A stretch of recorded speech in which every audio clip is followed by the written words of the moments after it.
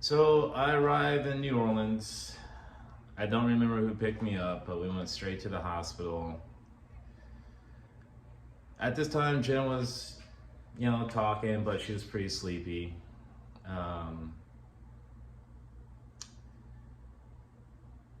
through running the test, they found out her manic duct, which is the duct that goes between the gallbladder and the liver.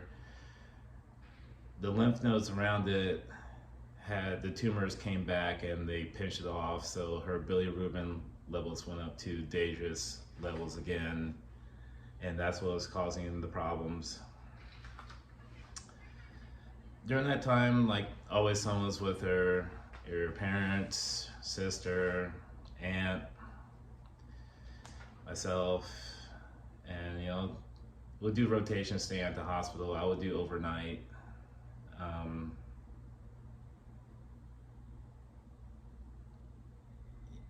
there was a real glimpse of hope for a while. There's just like, we could probably just do a shunt that would relieve the pressure, and you could resume treatment, you know, you know, and all that.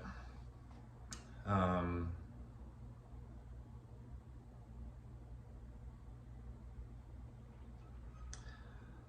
I just remember there being like overnight, like she would mostly be sleeping, and like they had like a little like pull out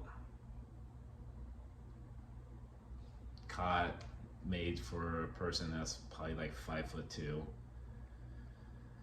So I didn't sleep much. Wasn't sleeping much.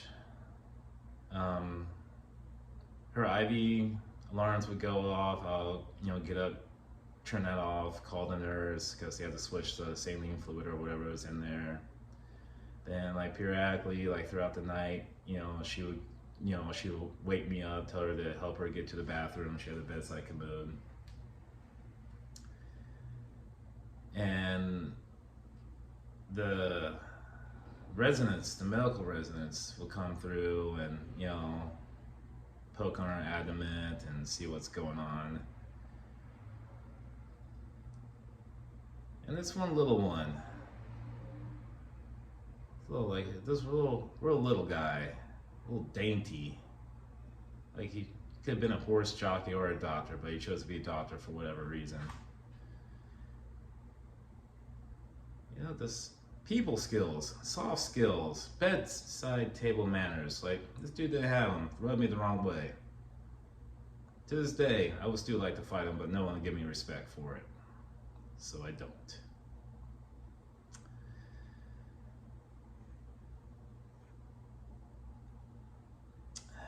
And things progress. Things progress. Like I can't remember all the little things. Jen, if you know Jen before this story, you know her by now, like she's a picky eater. She was a picky eater. So she wasn't about the hospital food, so bring certain stuff in. At the hospital, they had a Smoothie King. And she was like, Kevin, go get me a smoothie. And I got her a smoothie, and like she would take a couple sips.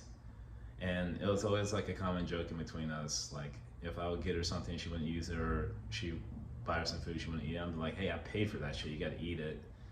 And like she took a couple sips of the smoothie, and she said she didn't want any more. I was like, Jennifer, I paid for that shit. You got to drink it. She's like, Kevin, I can't. And throughout our whole relationship, she has told me like, I'm not going to do this. I don't want to do this. She has never told me she couldn't do something. She never told me that she couldn't do something. Never. Not once. Many times she told me she wanted to do something or didn't feel like doing something, but she never told me she couldn't do something. Never.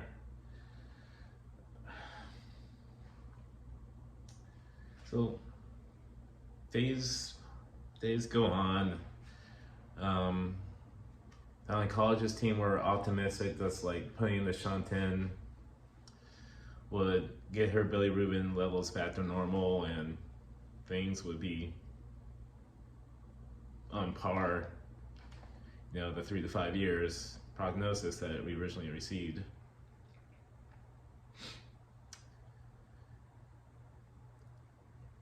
And her dad was with her at the hospital. Myself, her aunt Paula, her mom were all at her sister Sharon's house in Lacombe. And Sharon's kids were there. And we're just eating, hanging out. It was upbeat. It was upbeat. Like, the only thing that would have made it kind of better if, like, Jennifer and her dad were there. Then Vita, her mom, gets a phone call and she takes it in another room. Didn't think nothing of it, you know. Saw her look at the phone and just like walk off. It was loud in the kitchen area. Then I just hear her just kind of whimpering, like crying. So I go over there and she's beet red, hunched over, looking at the phone. And then she's like, "Hold on, Rick, I'm gonna put you on speakerphone."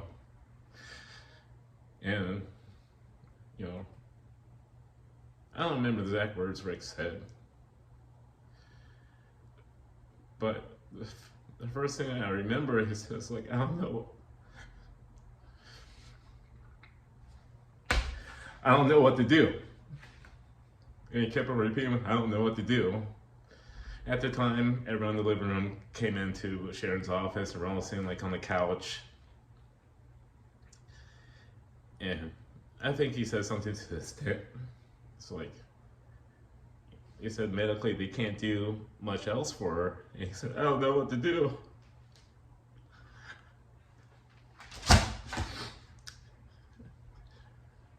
And me and Jennifer had this talk before, like even before she got sick. She told me if there's ever anything like medically wrong with her, do not let her suffer. And she's like, "Kevin, pull the plug. Just take it out. I don't want to suffer."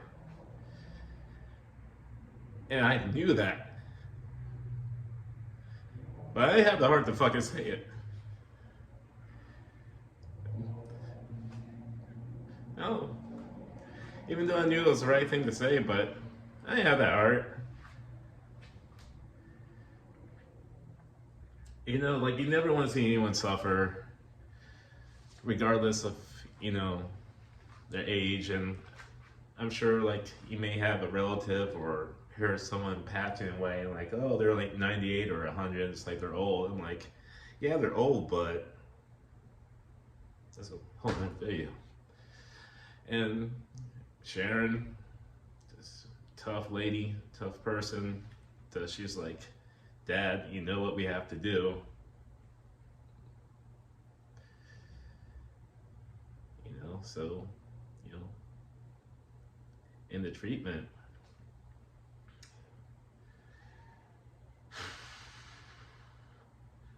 and I was holding Vita and just like, I couldn't do it. Like, I'm pretty sure I was shaking and just like I had to go for a walk. I was so fucking mad. I was just mad at the world. I'm just like, it's fucking 2021.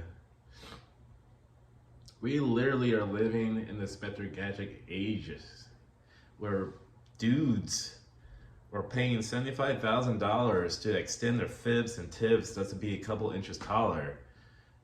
We got smartwatches that we could talk to and tell us our EKG and other bullshit we probably really don't even need. It's like, "Oh, how long did I sleep tonight? Let me check my watch." And for years, me and Jennifer did CrossFit. A huge community, raised a ton of money, barbells for boobs. Like, and you're telling me my baby is gonna die due to breast cancer, it metastasizing.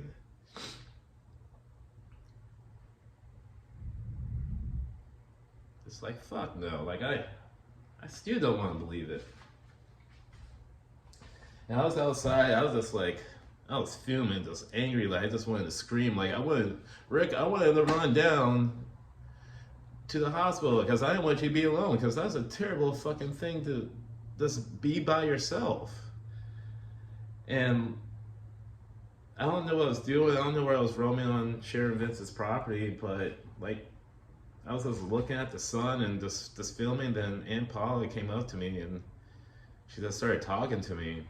And Paula, I don't know what you said, but she calmed me down. Then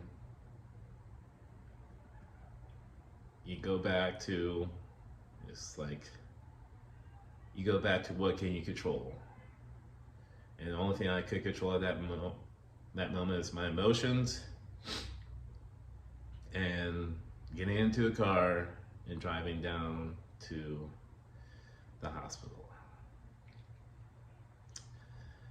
I don't have a funny Jen story, but I do have a call to action. If you have any of your friends, any of them, that are debating whether go into patient care or some form of health care where they have to be personable and have bedside manner and just be compassionate, and they don't like the people and they're not compassionate, give that fucker a come to Jesus meeting, because if I have restraint, I would have took that little dude and I would have choked the shit out of him. Just literally just choke him, allegedly, but I would have choked the shit out of him.